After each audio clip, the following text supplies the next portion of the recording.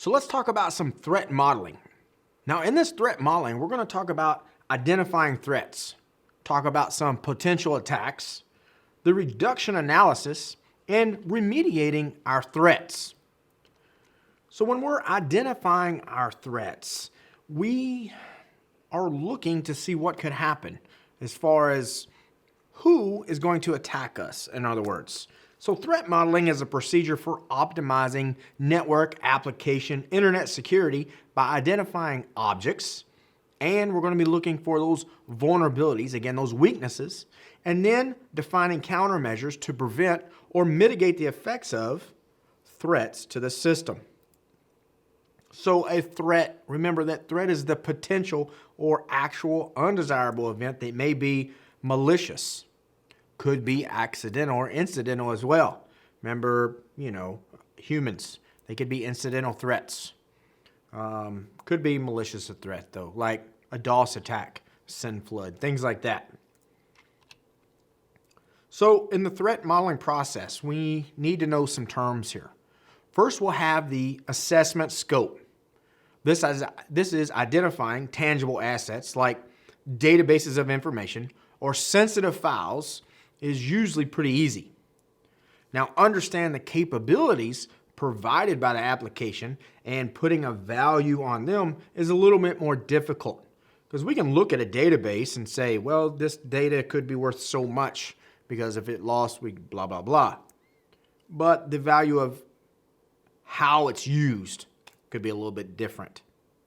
Now, less concrete things like reputation and the goodwill are the most difficult to measure. Remember, we talked about that being an intangible asset, but a lot of times they're pretty critical, if not the most critical. We can have data loss, and that's going to cost X amount of dollars, but we can get that back. We can get the data, create more data, have more data. But if we lose something and then it affects our reputation, how people perceive us, that may have long-lasting consequences. You lost the trust, the goodwill of customers believing things are going to be okay with your organization.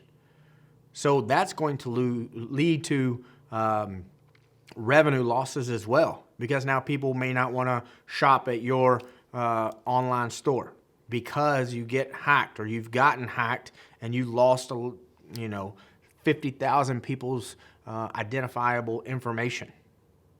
People tend to look down on that, right? Another term, possible attacks. So a key part of the threat model is the characterization of different groups of people who might be able to attack an application. Now, these could be insiders. They could be outsiders as well, and a lot of the times they are. And it could be inadvertent mistakes, accidents, or malicious attacks. But we have to think of the possible attacks or the possibility of which threats are coming to get us, if you will. And then we've talked about countermeasures. The model must include any and all existing countermeasures already deployed within the enterprise. So in our threat model process, we're going to take what we have and put that in place and say, well, we have this countermeasure, we have this control to stop or to mitigate that threat. Vulnerabilities. Once we have an understanding of the security in the application, now we can analyze them for new weaknesses or new vulnerabilities. So the focus needs to be on vulnerabilities that connect the possible attack that we identified to the negative consequences that we've identified.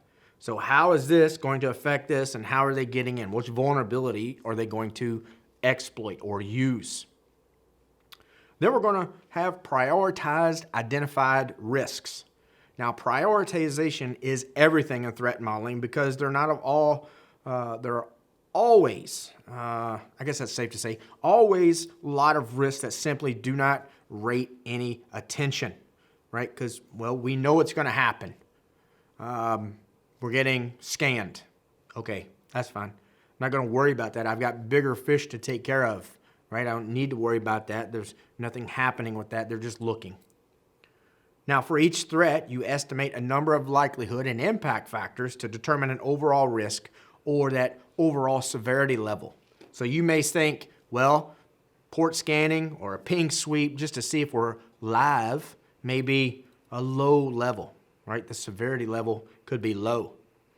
But if they are DOSing us or getting through our perimeter controls, that may be medium to severe in our severity level, depending on how far they're getting in, right?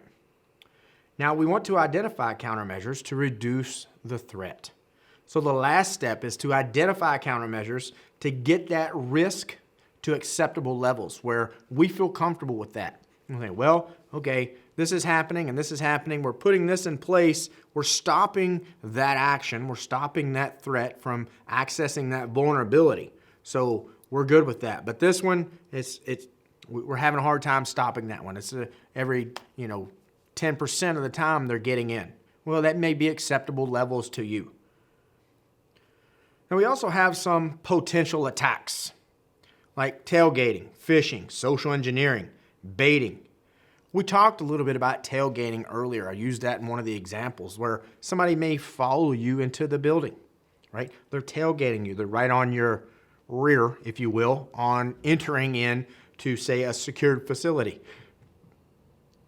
They may say they have a badge. They may have like a big heavy coat on. I can't get to it, or I can't get in my purse, or I can't access my badge. Can I come in behind you? Now, they may not try to trick you. They may just be walking behind you. You open the door and they just grab it and walk on in like they do belong there. A lot of the times on penetration testing, that's a very popular one to do because it's easy to do. Right? There's no technical know-how when it comes to tailgating. You get close enough to somebody, you can capture an open door, you can walk on in. Hopefully, they are following policy and will stop you, ask you, escort you to where you need to go to find out if you're really supposed to be there. It goes back to our access control, right?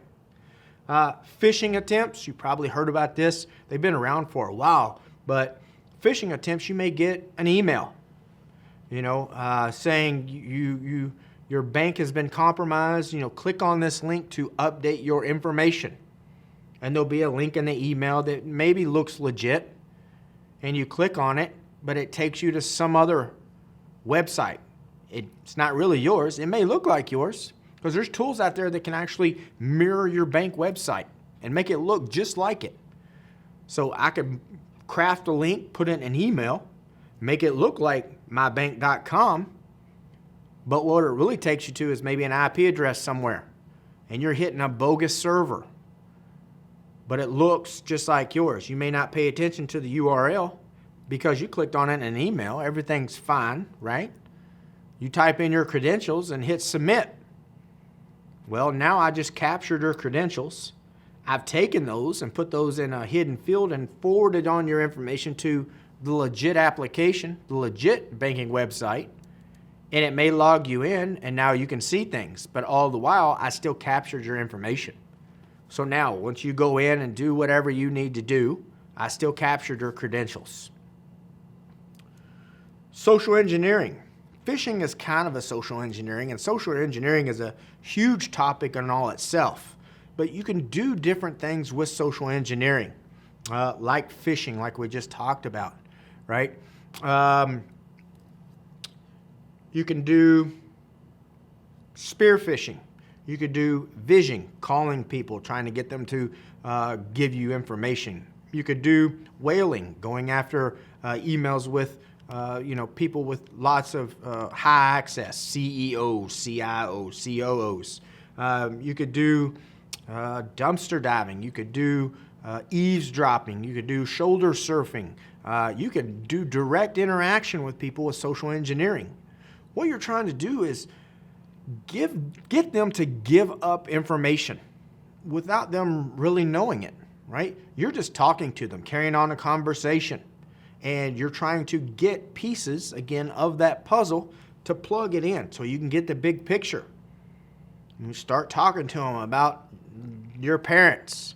Yeah, my parents, I think my parents went to school with your parents. Didn't they graduate in 63? Oh, yeah, right, 65. Yeah, or something like that. Or say, didn't we go to school together? What'd you graduate? I graduated in 95. Oh, yeah, 94. So now you kind of get an idea how old they are, right? Most people graduate when they're 17 or 18, so now you can get their age within a certain age group. So that's just an example, but like you can get different information just by talking to them, working off the goodwill and the trust of people wanting to help. And then baiting. You're trying to get them to give you information, right? You're baiting them into going to somewhere. So different potential attacks that we could have. Now we also have a reduction analysis. So how does an individual avoid being a victim in the first place? How can we keep them from being compromised, getting that PII, or having their workstation compromised, or becoming the victim of a social engineering attempt or a phishing attempt? You got to think about how can organizations reduce their security risks. How can we get in and reduce that, which kind of ties back to individuals. To me, end user training is a huge proponent for reduction analysis. We can get in and have people know what to look for, what not to do. Don't click on attachments from emails that you don't know who they are. Don't accept instant messages that you don't know who they're from. Don't download files illegally from the web. Don't visit questionable websites. Don't give out certain information over the phone. This is also going to help your organization. If you were working at an organization, happened to me one time. I was working with a friend. Security risk, social engineering attempt. I got a phone call. They wanted to know, they were doing a survey for a popular tech magazine. Wanted to know what kind of servers we had. What kind of systems did we use? What kind of support did we have? And I wouldn't answer any of their questions. They ended up calling a colleague of mine and asking the exact same questions. So they were using phishing attempts, right? Trying to get information about our organization. And it may have very well have been legit, but I didn't trust it anyway, so I didn't answer the questions because we could have been targeted for, they could have been doing their footprinting, getting information about a target before they do start doing any scanning or a potential attack. So remediating these threats, go away threats, we don't want you here. We need to get rid of you. At least that's the idea. Well, policies, we could put policies in place can help remediate threats, right? We want something that's called defense in depth, right? They're trying to get to the data. And we put different layers, like layers in an onion, right, of protecting our data. And we have policies out here, those deterrents, right? We have that administrative policies or administrative controls. We have these policies out there of what people can and can't do and shouldn't do, and the consequences of not following the policies. So we could have those in place to help reduce or mitigate some threats. IDSs, IPSs, perimeter devices. So now we're kind of moving down closer to the data, but an intrusion detection system or prevention system. Those could remediate our threats as well. Depending on how we have them configured, we may get alerts, we may get emails, we may get system log messages. Being in a prevention system, we may have that push that traffic over to a protected VLAN or shift that focus and make it go over to a honeypot or a honeynet. So now we can see how the attack's going to take place. Firewalls, right? We can have host-based firewalls. We can have network-based firewalls. Those remediate threats. Those allow or disallow certain traffic to come through into our network or come through into our host. Again, that's another layer of that defense in depth that we want to have. We want an attacker and a threat to come through different layers every time to get to the data. Make it hard for them to get there. Encryption. Encryption is a very big one for remediating threats. If I encrypt the data, even if you get the data, you're not going to be able to understand it. So if I have all these defensive mechanisms in place, even if you are successful enough to get to the data. If I encrypt that data, you can't do anything with it without the encryption key. So you can unlock the data and you can understand what it says. We could use security protocols like SSL, TLS, IPsec. We can use these protocols, again, to encrypt our data, protect our data for data in transit, like for tunneling, for example.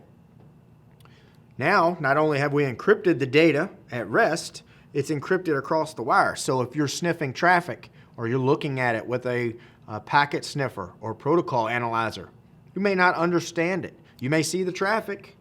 You may even capture the traffic, but you're not going to understand what it says because of that encryption. So this is a huge way that we could remediate these threats. Now let's talk about acquisition strategy. When we talk about acquisition strategy, we're going to talk about hardware, software, and services, third-party assessment and monitoring, minimum security requirements, and service level requirements. So for our hardware, our software, and for our services, we need to have redundancy. Have redundancy, that fault tolerance in our organization. Having diversity in our organization is a good idea as well. And diversity means having, say, we got redundancy, maybe we have redundant routers, but the diversity is get the one router from one vendor and maybe the next router from a different vendor.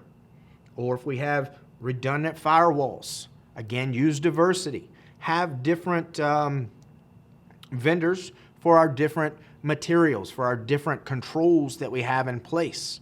You know, if we have redundancy, that's great, that's one step, but if we got the same firewall in 3 different spots, they may all have the same vulnerabilities. So if I pop the first firewall, I can get through the second one and third one pretty easily. So that diversity would help us in that attack. Now, it's hard to stop all attacks, and we don't want all our eggs in one basket with one vendor. That's why we want that diversity. Hardware vendors need to meet security requirements for our organization as well. Don't just look for the cheapest. Don't just look for the latest and greatest. Make sure that you get the specs, you get the documentation for the hardware that you're trying to get for protecting your network, for protecting your infrastructure.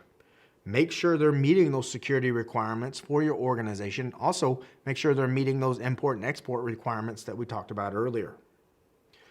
Also, service providers, cloud providers, they need to meet our organization's security requirements as well. For, say, data at rest, maybe we have a requirement for encryption. For data in transit, we have a requirement for encryption. Do they meet those standards? When we pass the data from our data center to, say, a cloud provider and back and forth, is that data going to be encrypted along that line? Is the data going to be encrypted when it's sitting on their data center out in the cloud? All right, that could be our security requirement because we have it on our servers. We expect it from them as well. We're only as strong as our weakest link. We don't want that chink in the armor, if you will. If one of these, hardware, software, or services, they don't meet the security requirements that we have, that introduces a what? A vulnerability, that's right. Because they're tied to us. That provider may be tied into us as a service provider. So now instead of an attacker going after us, if they do their homework, they can see, well, we get services from them. They may try to attack the cloud service provider and come in that way. Or maybe all of our data is sitting out there. We can't control it. We have a security policy and we tell them what we expect, but if they don't follow what we expect because we didn't follow up or audit like we should, our data may be more vulnerable that way. It's more of a risk for us to put that data out there, but we may not know it yet. So that's what I mean by only as strong as our weakest link. Because if they're not following policy or the hardware vendors are not following our security policies, they're going to be our weakest link. We definitely don't want to be our own weakest link. So that leads into the third-party assessment and monitoring. Third-party governance is the system of oversight that may be mandated by law, regulation, industry standards, or different licensing requirements. Now, the actual method of governance may vary, but it generally involves an outside investigator or an outside auditor. Somebody is coming in to your organization to make sure you're doing what it is you're supposed to be doing. Now, the auditors may be designated by, say, a governing body, or might be consultants hired by the organization.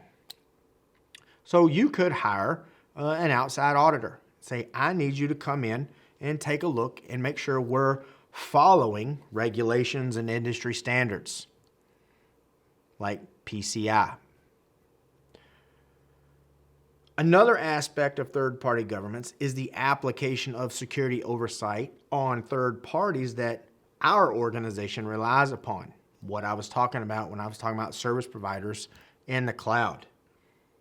Our organizations may choose to outsource various aspects of business operations. So we could outsource security guards, maintenance, technical support, accounting services. We could outsource all of that stuff. Now, these parties still need to stay in compliance with the primary organization's security posture or security stance. If not, they present additional risks, they present additional vulnerabilities, like I said just a minute ago, to our organization. Everybody needs to be on the same page when it comes to our security stance and our security policies. Everybody needs to follow suit. So again, that's everybody from our security guards that may be outsourced, but they're still outsourcing to us, maintenance, technical support, and possibly accounting services. Now, a documentation review is the process of reading the exchanged materials, and then you're going to verify them against standards and expectations that we have in our organization. Now, a documentation review is typically performed before any on-site inspections take place. So, like I was talking about the cloud providers, for example, maybe they're doing our accounting, or we hire an accounting firm. Can we see the documentation? Can we take a look and see if everything's good? Make sure they're meeting our standards, make sure they're meeting our expectations of our security policies. And if not, right, if the exchange documentation is sufficient and meets our expectations, all right, that's good. Then the on-site review will be able to focus on compliance with the stated documentation. So I get the documentation. This is what you tell me you're doing. All right. You're meeting our standards. You're meeting our expectations, which is great. Now I'm going to come and see and make sure. But if it's not, if the documentation doesn't meet up, they're going to have to redo that before the on-site to make sure that they're following it before we show up.